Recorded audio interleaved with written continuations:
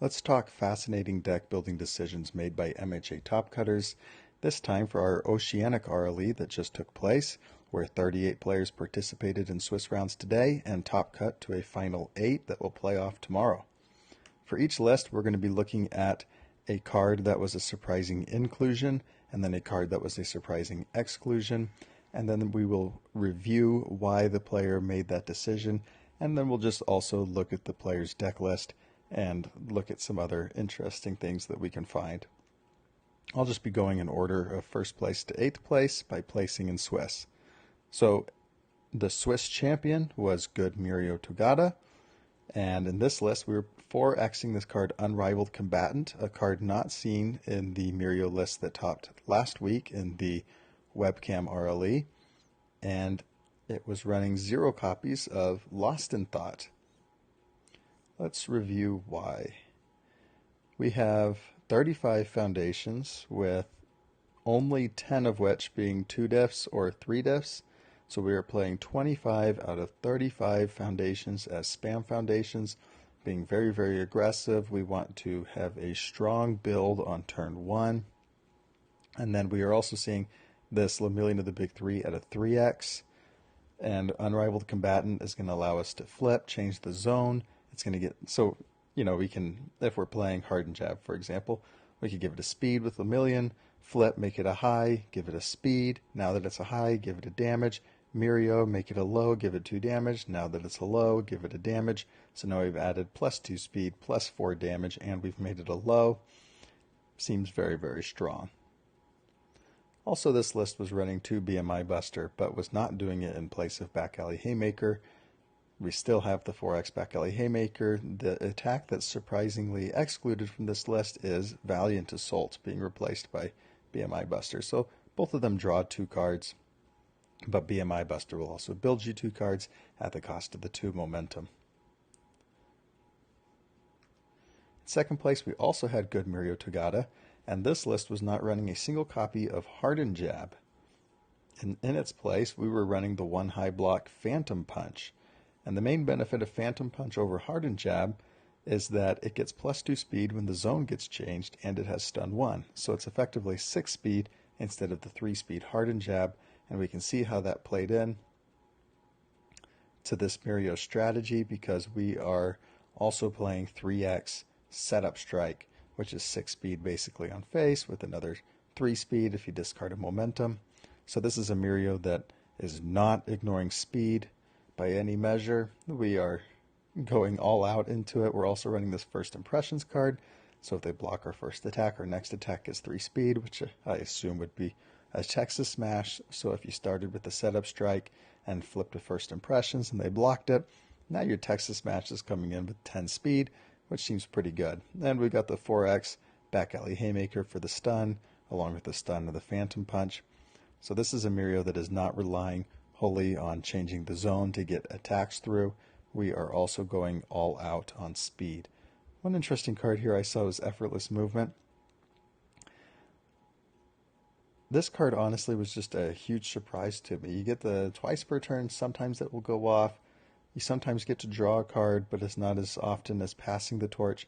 It is a low block, which makes our block zones pretty even. But it wasn't only this list that was running Effortless Movement, it was also the Water Mineta 2 list. So this is a card that I definitely did not see making it into 2 deck lists that topped an RLE. At number 3, we have Earth Overhaul, where he was not running any copies of Faith Shield, but rather changing them to Red Guard. And while most overhauls play pretty low attack ratios, or 1/3 or less attack ratios, because they like to play a longer game, this overhaul was running a attack ratio over 35%. I imagine the reasoning was that Faith Shield is already checking poorly. It's already a 4 check instead of a 5 check. Might as well just make it a 3 check and turn it into an attack so that we can be a little more aggressive. We can always play Red Guard late in an attack string, and then follow up with the Overhaul Enhanced to play a face down card, ignoring progressive. So I imagine the thinking was Faith Shield already isn't that great built into the stage on its own. Might as well just make it into an attack. Other than that, I didn't see any major surprises in this Earth Overhaul list. This is just a very, very solid list. We got the 4x cooperation offer for the Mirios. We've got the carbo loadings. We have the bad guy roundup for the Mirios, the jabs, and the reconstructed wreckers to continue this overhaul strategy of playing from our stage. Tremor eruption, one low block, probably will be important when playing the Mirios, but it also has this response speed flip one rival foundation, so we can flip down their strongest defensive piece, which is very, very nice. And at number 4, we got Chaos Tamaki Amajiki. And in this list, we were very, very heavy on 5-diff and 6-diff attacks. So instead of adding a 4th copy of Electric Jolt or a 2nd copy of Ice Storm, he actually opted to play this 1x copy of Blitz Rush, which I thought was very neat because it gets +2 damage for each card in your momentum. Easily going to be, with Amajiki, going to be 6 to 7 cards in your momentum. So you're getting like +12, +14 damage late in the game. But it also has this Deadlock Enhance that can be very, very scary. Your rival commits 1 foundation for each card in your momentum. So if you have 5+ momentum, this is like stun 5 or more. And your rival just has to respect that Deadlock Enhance. Let's jump into this list. Yeah, as you can see, we're only playing 8 out of 21 cards as 4-diffs, and then everything else is 5-diff or 6-diff. I didn't see anything else that was surprising to me in this list. It looked about what I would expect from a Chaos Amajiki list. The only surprising exclusion is on the foundation base. We see 0 copies of Chivalrous Competitor. Now, Chivalrous Competitor is one of those cards where the exclusion might just be because the player doesn't have access to that card at this time. But it could also be because we're seeing a lot less cards like Seizing the Advantage being played recently. I think out of this entire top 8, we only have 1 person running Seizing the Advantage, the overhaul list, and even then it was at a 2x, it wasn't at a 4x. So that might have been part of that decision making. I'm really just not sure, but that was the only other surprise in the list to me. Oh, and we're playing this 3x Indiscriminate Shock. So we're really using Denki Kaminari's support here. At number 5, we have a good Kyokujiro list. This list was very, very similar to, I believe it was Mitchell Simono's Kansas City RLE list. I could be wrong, but I think it was Mitchell who topped with Jiro in Kansas City. In any case, this list is almost exactly identical with a few differences. One of the main differences being that Mitchell was mainboarding these cards like Taiyaki Fanatic and Lost in Thought to play more control and make sure that nothing gets in the way of good Jiro's game plan with the Futures now. Whereas in this list, Sean is opting for more traditional defense, just basic speed hate and stun hate, and Nice Try and keeping Ares safe. So we're actually running 4x Nice Try, 4x Specialist to sound, 3x keeping Ares safe. I imagine this is because you're not too worried about the foundations of good Mirio. You're more worried about just staying alive and being able to block. But I should note that we do have Taiyaki Fanatics and Lost in Thoughts in the sideboard. Number 6, we have a Water Mineta 2 list. And this is a water list that is running 0 copies of Tongue Whip. And instead of Tongue Whip, we are running 4x Tentacle Grasp, which shouldn't be too much of a surprise since Mineta absolutely depends upon getting momentum. So we're basically playing every single throw that water has access to. We have Tentacle Grasp, Sticky Ball Toss Tackle, Grape Rush, Creeping Vine Eruption, Grasping Tape Toss. Basically, Everything in this list is a throw. Sticky ball pitch isn't a throw, but it still is going to guarantee us some momentum. The only things that aren't throws are uppercut, low blow, and ice storm, which are all there for defensive purposes.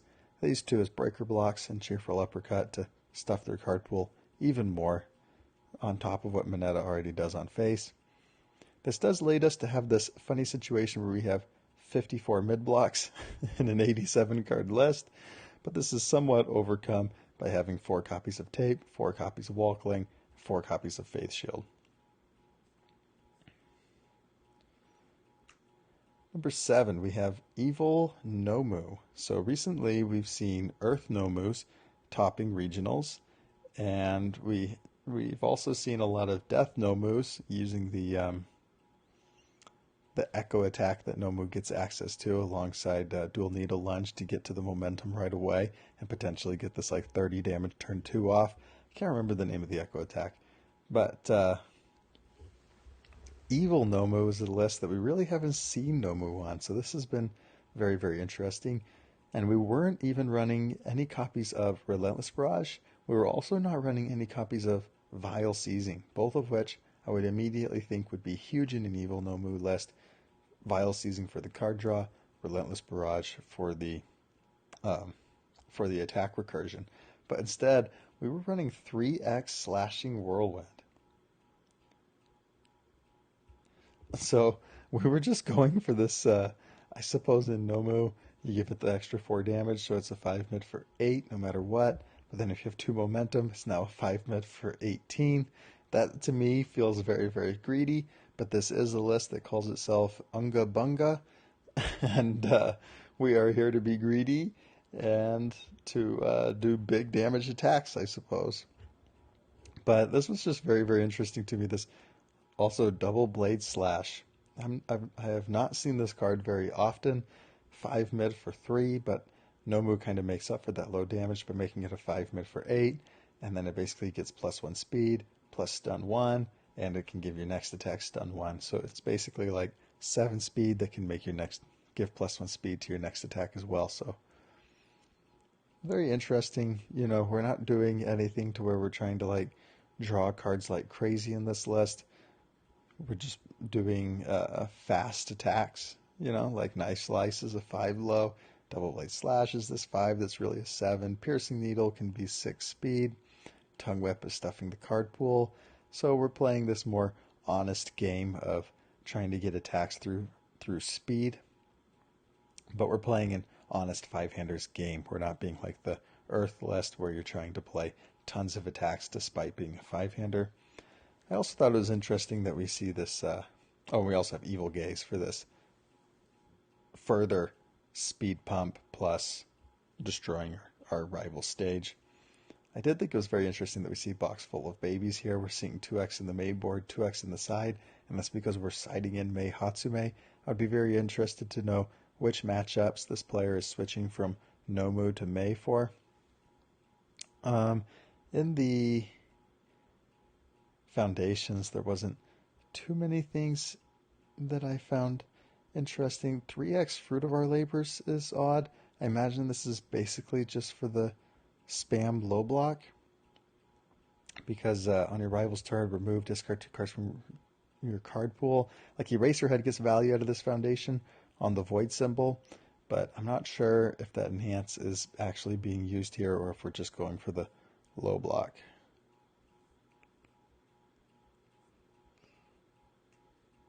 All right, number 8, we have Water Shoto Todoroki 2, and this list was actually named the Anti-Mirio, and he will be facing the Swiss champ Mirio in round 1 of Top Cuts tomorrow. I'm kind of hoping they put this match on stream. I want to see if Mirio can fight through this momentum hate list. We get the momentum hate on face of Todoroki, and then also, instead of running more traditional water cards, low block cards like Rescue Completed, we've opted for Making a Stand to get this flip your rival discards 1 momentum, which can be very, very strong against Mirio in particular. Other than that, we have this 2x Cheerleader, 2x Broken Psyche, and then 2x Sticky. Not too much incredibly incredibly different there. We are being very respectful with our low blocks. I assume because we're expecting Mirio to call low. The only other really interesting thing about this list is that we have a 4-card sideboard, which of course is not really allowed. You're supposed to have a 10-card sideboard exactly. So this 4-card sideboard is interesting. I'm not sure if this is going to result in judge damage or not. I hope it doesn't, but it might. And that's going to do it for Fascinating Deck Building Decisions by MHA Top Cutters for the Oceanic RLE. Final thoughts. My prediction for the event as a whole is that we will end up with this Good Mirio versus Earth Overhaul Championship, which is just perfect for the first Set 5 Oceanic RLE. And I believe that Good Mirio will take it down. He's going to make it through the anti-Mirio list. He's going to make it through Good Giro, and he's going to make it through Overhaul, which is just a very, very hard 3 matches to go through. But I believe that Mirio will accomplish it and take down the RLE.